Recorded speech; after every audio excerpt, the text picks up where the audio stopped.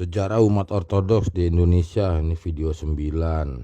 Setelah saya review lagi beberapa video, menjadi obrolan juga di WA dengan teman dan lain, memang kayaknya seperti ada salah paham nantinya. Maksudnya itu tidak bisa belajar di Indonesia. Maksudnya bukan berarti harus pergi ke negeri orang. Bukan, maksudnya mindsetnya, karakteristik pemahaman di negeri ini tidak bisa digunakan untuk memahami hal-hal yang itu gitu. Tahu ya, maksudnya jadi bukan berarti harus pergi ke negeri orang, harus menuntut ilmu negeri orang, bukan gitu. Gitu. Jadi maksudnya ya pelajarilah gitu karakteristiknya gitu loh, sifat-sifatnya, cara pikirnya orang dari negeri sana, dari bangsa situ, dari etnis itu gitu maksudnya, supaya luas. Karena kalau kita terpaku di dalam cara pikirnya orang kita itu ya tidak bisa dikenakan gitu untuk memahami sesuatunya yang awalnya memang bukan dari negeri ini begitu. Nah, mengenai narsum yang platformnya atau backgroundnya atau dirinya sebagai iman ortodoks yang diuraikan di video sebelumnya tentang membawakan suatu kajian pendalaman daripada iman ortodoks itu hanya yang tertulisnya, letterlucknya, namun tidak pernah dibungkus atau dihantar juga dengan pemahaman tradisi lisannya. Tradisi lisannya itu bagaimana seorang iman ortodok bermasyarakat, bagaimana seorang yang beriman ortodok itu berinteraksi dengan berlainan agama, misalnya dengan agama Kristen Protestan, bagaimana dengan agama Kristen Pentakosta, itu nggak ngerti gitu loh ya.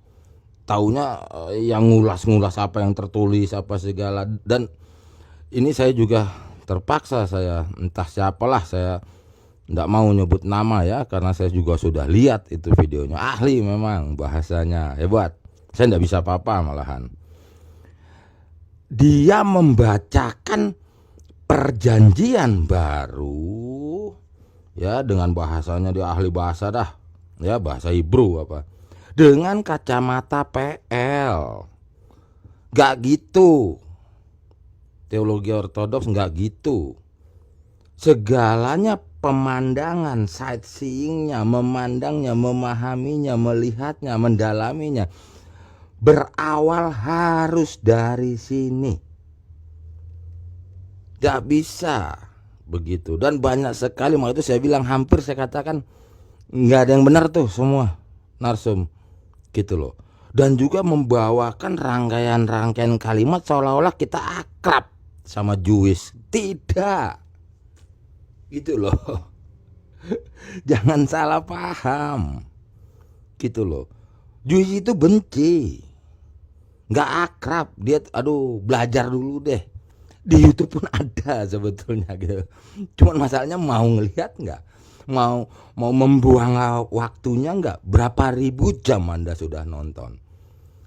Tonton itu yang interview dari masyarakat setempat, dari pemandangan mereka itu secara etnistiknya apa itu ya toh, etnisnya mereka nggak suka gitu loh sama para pengikut Mesias tersebut, nggak dianggap gitu. Jangan so akrab sama Jewish gitu loh. Cara-cara merangkai narasi tentang penggalian iman ortodok itu gitu loh. Itu yang saya mau sampaikan. Dari mana itu tahu? Nggak ada yang tertulis gitu-gituan. Itulah yang namanya tradisi lisan. Tradisi lisan itu bukannya ucap-ucapan, bukan gitu loh. Kehidupan bermasyarakat gitu loh. Hidup bertetangganya ya toh, berinteraksinya, itu yang dimaksud gitu loh. Ya susah ya, dulu 2000 tahun yang lalu ndak ada alat kamera sih video. Ndak ada filmnya. Jadi nah itu dia kan diceritakan oleh nenek moyang, oleh kakek nenek kepada anak, kepada cucu, kepada cicit, itu maksudnya tradisi lisan, bagaimana sikap kita, attitude kita dengan orang yang beda iman, dengan orang yang beda etnis apa segala gitu loh. Jangan ini deh, ya apa? Ya jangan keliru lah, nanti dikira para apa namanya? viewer YouTuber, viewer apa itu? Netizen apa segala di Facebooker apa di apa Instagram, apalagi TikTok. Cuman 1 menit apa. Gak gitu caranya mengolah data. Nah ini mindset, kembali lagi mindset gitu loh. Selami aja, bukan berarti harus belajar ke negeri orang, tinggal di negeri orang 5 tahun gitu, bukan itu maksudnya. Karakteristiknya mesti tahu gitu. Bahkan bahasa pun kan kita bisa pelajari karakteristik bahasa itu. Contoh sekarang kalau mau bilang apakah bahasa Indonesia puitis, tidak kan gitu, itu kan karakteristik. Bahasa daerah di Nusantara ini banyak bahasa-bahasa yang dapat digunakan untuk puisi, untuk sajak, untuk apa dan lain-lain kayak macam itu kan gitu, itu karakteristik namanya gitu. Nah itu bahasa Hebrew ya kan, Greek, Aramaik itu akan ada gitu loh.